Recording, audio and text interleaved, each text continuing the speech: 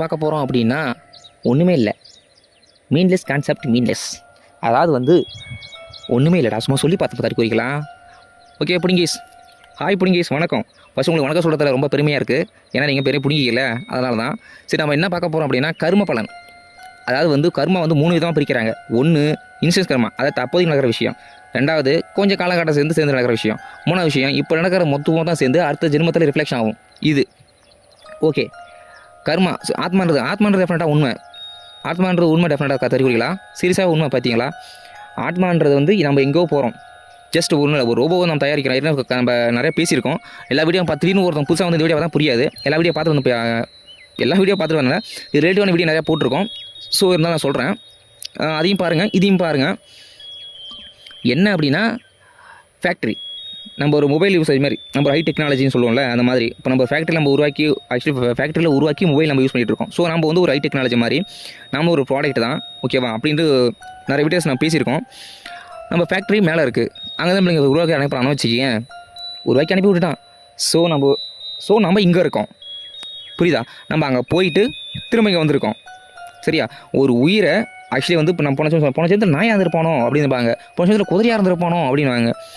ஒரு MP4 ஃபார்மெட்டை MP3 மாற்றலாம், 4K ஃபார்மெட்டாகவும் மாற்றலாம், MKV ஃபார்மெட்டாகவும் மாற்றலாம். ஆக்சுவலி இவ்வளோ ஃபார்மெட்டாக மாற்றலாம். ஸோ நம்ம ஆத்மாவை எத்தனை விதமான என்ன பண்ணலாம், கன்வெர்ட் பண்ணலாம், புரியுதா? அதுதான் வந்து ரியலிஸ்டிக்கு. ஒரு விஷயத்தை புரிஞ்சுக்கோ. நம்ம ஆத்மாவை இன்னொரு உடலில் செலுத்தும் போது என்ன பண்ண கன்வெர்ட் பண்ணி தான் அனுப்புவானுங்க, ஓகேவா? அப்படிலாம் அனுப்பி விட்ற முடியாது. விஷயத்தை புரிஞ்சிக்க. ஆத்மான்றது என்ன அப்படின்னும்போது ரொம்ப சிம்பிளான ஒரு விஷயந்தான். ஆத்மா வந்து நம்ம உடலில் கண்ட்ரோல் பண்ணுற ஒன்று. அதாவது இப்போ நம்ம மொபைலை கண்ட்ரோல் பண்ணுற மாதிரி நம்ம உடம்பை அதை கண்ட்ரோல் பண்ணுது, புரியுதா? மொபைலில் சாஃப்ட்வேர் இருக்குது, ஹார்ட்வேர் இருக்குது. நம்ம உடம்புலையும் சாஃப்ட்வேர் இருக்குது, ஹார்ட்வேர் இருக்குது. நாம் கண்ட்ரோல் பண்ணுற மாதிரி நம்ம உடம்பை நம்ம ஆத்மா கண்ட்ரோல் பண்ணுது, ஓகேவா? அதுதான் கான்செப்ட். ரொம்ப சிம்பிள் விஷயம். இப்போது ஆத்மாவது வெளியில் எடுத்துகிட்டு போது நம்ம மொபைல் யூசேஷன் இல்லாத போது நம்ம மொபைல் சைலெண்ட்டு போயிடும், ஓகேவா? இப்போது நம்ம பிரெயின் ஆக்சுவலி என்னென்னா நம்ம ஆத்மாவை என்ன பண்ணுது, தக்க வச்சுக்குது. அதாவது நம்ம பிரெயின் ஒரு விஷயத்தை புரிஞ்சுக்கோ. எப்படா பிரெயின் தக்க வச்சுக்கிறதுலாம் யோசிக்காத, ஏன்னா அதான் உண்மை. கோமாவில் இருக்கிற பேஷண்ட் வந்து அவுட் ஆஃப் ஃபியூச்சர் சொல்லுவாங்க. Out of future. கோமாவில் இருக்கிற பேஷண்ட் என்ன பண்ணியிருக்கான், ஆட்டோமேட்டிக்காக ஆத்மாவோட வெளியில் வந்து எல்லாத்தையும் அங்கே நடக்கிற எல்லா விஷயத்தையும் மேலே இருந்து பார்த்துருக்கான். டாக்டர் திரும்ப அவன் கோமாவிலேருந்து ஏந்ததுக்கப்புறம் டாக்டரோட நேம் வரைக்கும் என்னென்ன பண்ணாங்கன்றத சொல்லியிருக்கான்.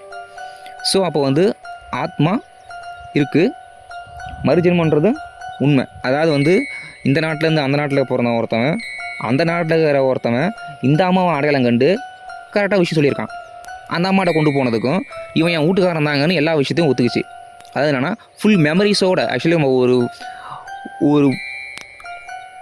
ஒரு ஜென்மத்திலேருந்து இன்னொரு ஜென்மத்தில் இறந்ததுக்கப்புறம் இன்னொரு உடலுக்கு நம்மளை மறுஜென்மம் செலுத்தும் போது ஆக்சுவலி ஃபுல்லாக ஃபார்மெட் அடிச்சிருவான். நம்ம மெமரி என்ன பண்ணுவான், பின்ட்ரைவ் மாதிரி ஃபுல்லாக ஃபார்மெட் அடிச்சா என்ன பண்ணுவான், இன்செர்ட் பண்ணுவான். ஏன்னா அடுத்து அது முந்தைய ஜென்மத்தோட நினைவுகள் வந்துடக்கூடாதுன்றதுக்காக கன்வெர்ட் பண்ணி ஃபார்மெட் அடிச்சு அனுப்புவான்.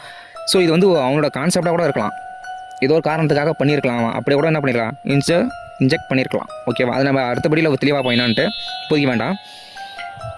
என்ன அப்படின்னும் போது பிரெயின், அதாவது ஸோ ஒரு விஷயத்தை நல்லா யோசிச்சு பார்த்தீங்கன்னா, ஒரு கோமாவில் இருக்கிற பேஷண்ட் மட்டும்தான் என்ன பண்ணான், வெளியில் வந்திருக்கான், புரியுதா? உடல் செயலற்று போகும்போது மட்டும்தான் என்ன பண்ணான், உயிரின்றது வெளியில் வருது. ஸோ நான் உடலில் எங்கே இருக்குதுன்னு யோசிக்கும்போது கோமாவில் இருக்கிற பேஷண்ட் பார்த்தீங்கன்னா மூளை மட்டும் செயலற்று போகும், மீதி எல்லாமே உயிரோட தான் இருக்கும், புரியுதா? மீதி எல்லாமே உயிரோட தான் இருக்கும். ஸோ வந்து மூளையோ அதாவது கண்ட்ரோல் சிஸ்டம் மூளையில் இருக்குன்றதால செயலற்று போயிருக்குமே தவிர செயலிழந்து போயிருக்காது. அப்போது கோமாவில் இருக்கிற பேஷண்ட் நல்லா வச்சிங்கன்னா, கோமாவில் இருக்கிற பேஷண்ட்டு வந்து அவுட் ஆஃப் ஃபியூச்சர் நடந்திருக்கு அப்படின்னும் போது அப்போது பிரெயினில் உயிர்ன்றது எங்கே இருக்குது,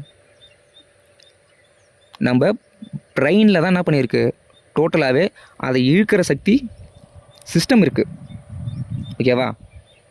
மிஷின் படி சிஸ்டம், நம்ம உடம்படி சக்தி. ஸோ அப்போது உடலை தக்க வச்சுக்கிறது இழுத்து தக்க வச்சுக்கிறது, அது மேக்னெட்டிக் எஃபெக்ட், கிராவிட்டி மாதிரி. இப்போ மேலே தூக்கப்பட்டால் ஒரு பொருள் கீழே வரும். ஸோ உயிரினது என்ன பண்ணுவோம், உடலை நோக்கி ஈர்க்கப்படுற விஷயம் அந்த சிஸ்டம் எங்கே இருக்குது அப்படின்னா, அப்போ மெமரியில் தான் இருக்குது.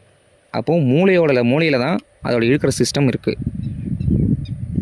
ஸோ நம்மளுக்கு தக்க வச்சுக்கிற இடம் பிரெயின், புரியுதா?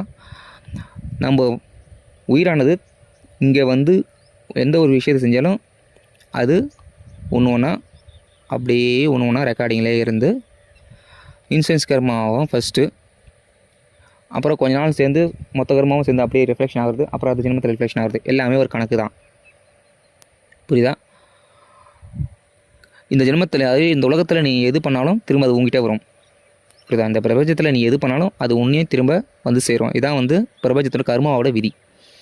ஸோ சரியாக புரிஞ்சிங்களா? விஷயம் புரிஞ்சுதா? ஸோ நீ என்ன பண்ணு, இதுக்கப்புறமா அது 4 பேருக்கு நல்லது பண்ணு, நல்லது சொல்லு. கெட்டது மணி பண்ணிக்கிட்டு எல்லோரும் சொல்கிறதுக்கு அதிகம் ஆமாம் ஜாமின்னு தலையாட்டிட்டு கமெண்டில் களி ஊற்றி நீ திட்டு ஒரு பர்சன்ட். நீ என்ன இடத்துல இருக்கா பார்க்குறேன், நானும் பார்க்குறேன். நீ கமெண்ட் பண்ணுற தயவு செய்து பண்ணிவிட்டு திரும்ப வந்து குட்டையில் ஒரு மட்டை மாதிரி எதுவும் நான் ஆட்டு பண்ண மாதிரி எல்லாத்தையும் புது குட்டையிலே விடுறது கிடையாது.